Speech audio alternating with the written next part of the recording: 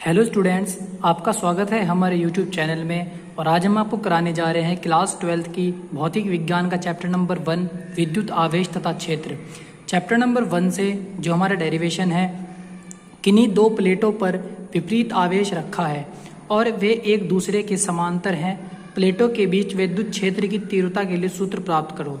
हमारे पास दो प्लेट दी गई हैं जो एक दूसरे के समांतर रखी हैं। हमें उन पर विद्युत क्षेत्र के लिए सूत्र प्राप्त करना है।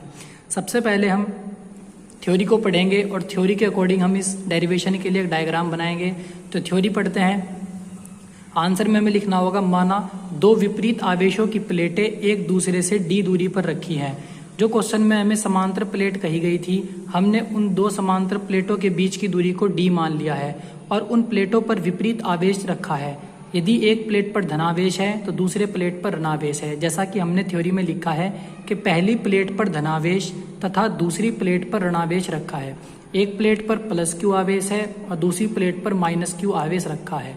दोनों प्लेटों के बीच की दूरी कही गई है d है और प्लेटों के बीच में एक बिंदु P माना है जिस पर हम विद्युत क्षेत्र की तीव्रता या विद्युत क्षेत्र का मान ज्ञात करेंगे।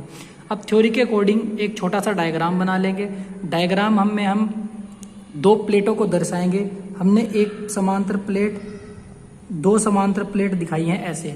समांतर का मतलब दोनों प्लेटों के बीच का जो अंतर है वो बराबर होना चाहिए। यहाँ से दोनों प्लेटों के बीच की दूरी हमने d मानी है तो हम यहाँ पर d दिखाएंगे। और प्लेटों पर जो आवेश रखा है, एक प्लेट पर धनावेश है तो हम दिखाएंगे प्लस आवेश और दूसरी प्लेट पर जो हमारा आवेश है वो ऋणात्मक है, ऋणावेश है, तो हमने यहाँ पर दिखाया है माइनस आवेश। ऐसे इस डेरिवेशन का हम डायग्राम बनाएंगे। दोनों प्लेटें बनाई हैं, प्लेटों पर आवेश दिखाया है, आवेश विपरीत है, दोनों प्लेटों के बीच की दूरी d है और इन प्लेटों के बीच एक बिंदु P मान लेंगे।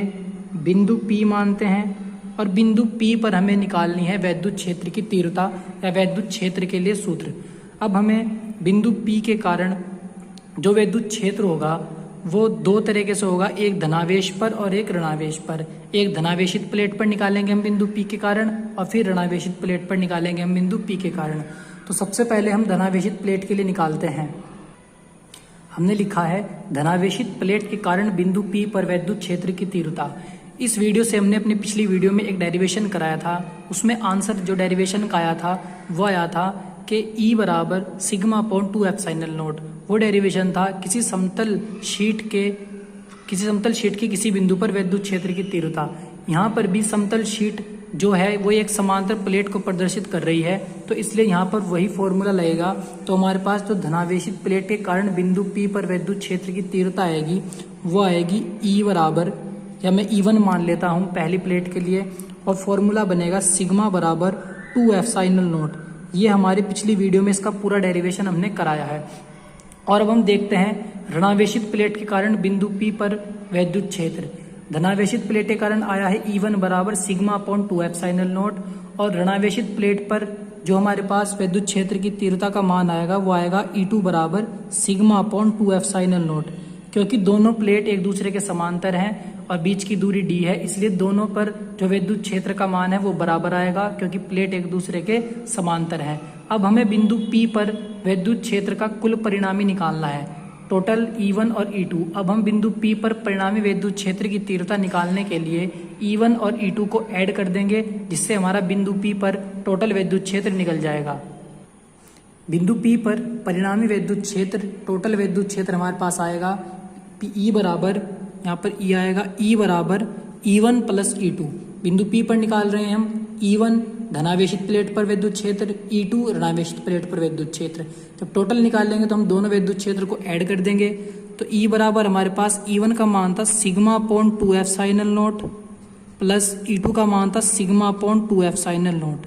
अब हम दोनों को ऐड कर देंगे। यहाँ पर एलसीएम सेम है तो एलसीएम हमारे पास आ जाएगा 2 एप्सिलॉन नॉट और सिग्मा ऐड हो जाएंगे तो आ जाएगा 2 सिग्मा। यहाँ पर 2 से 2 कैंसिल हो जाएगा और जो परिणामी विद्युत क्षेत्र आ जाएगा हमारा बिंदु P पर वो आएगा sigma upon epsilon not, sigma upon epsilon not.